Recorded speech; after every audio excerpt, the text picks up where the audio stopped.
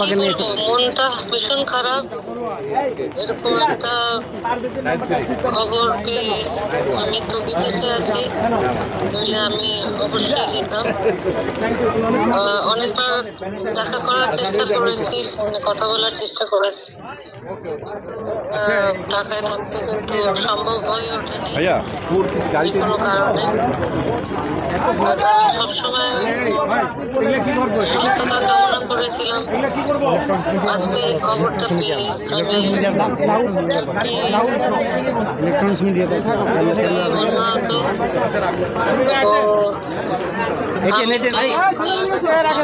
এবং সুস্থ হয়ে আবার ফিরে আসে।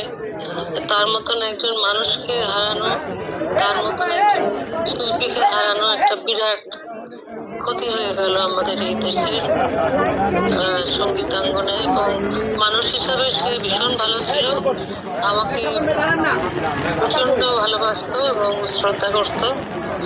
আর যখনই দেখা হয়েছে, খুব বেশি দেখা হয়েছে তাও নয়, কিন্তু যখনই দেখা হয়েছে আমাকে হাসি মুখে সবসময় সে বরণ করেছে। এবং তার ছেলের বিয়েতে আমি যাওয়াতে সে ভীষণ আনন্দিত ছিল। আমি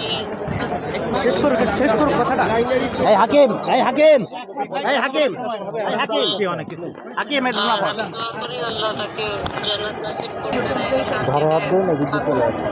আমি দোয়া করছি। এবং তারপরে আমার মন থেকে দোয়া, আল্লাহ তোমাদেরকে শক্তি দেয় এই এত বড় একটা ক্ষতি তোমরা যে সহন করতে পারো। আল্লাহর কাছে দোয়া করি তোমরা ভালো থেকো, নিজেদের যত্ন নিও। আর ফরিদার জন্য আমার অনেক ভালোবাসা। আমি খুবই আসলে ঠিক মতন গুছিয়ে বলতে পারছি না। আমার এত খারাপ লাগছে যে কিছু বলার মতন আমার আসলে মনের অবস্থা নেই। তবুও আমি চেষ্টা করছি। আপা শুধু দোয়া করবেন, আপা দোয়া করেন না, আপা শুধু দোয়া করবেন, দোয়া করেন। আল্লাহ তাকে জান্নাত নসিব করুক। সবাই যখন জোয়ারে গা ভাসায়, কেউ কেউ ঘুরে দাঁড়ায়। সময় হারতে শেখালেও কেউ কেউ চ্যালেঞ্জ ছুড়ে দেয়। পক্ষপাতের ভিড়ে আজ থেকে কোনো পক্ষ নয়, খবর হবে নিরপেক্ষ। বানোয়ার তথ্যবাদ, খবর হবে নিখাদ। ভেঙে গুজবের শিখ, খবর হবে নির্ভীক। খবরের কাগজ, নিখাদ, নির্ভীক, নিরপেক্ষ।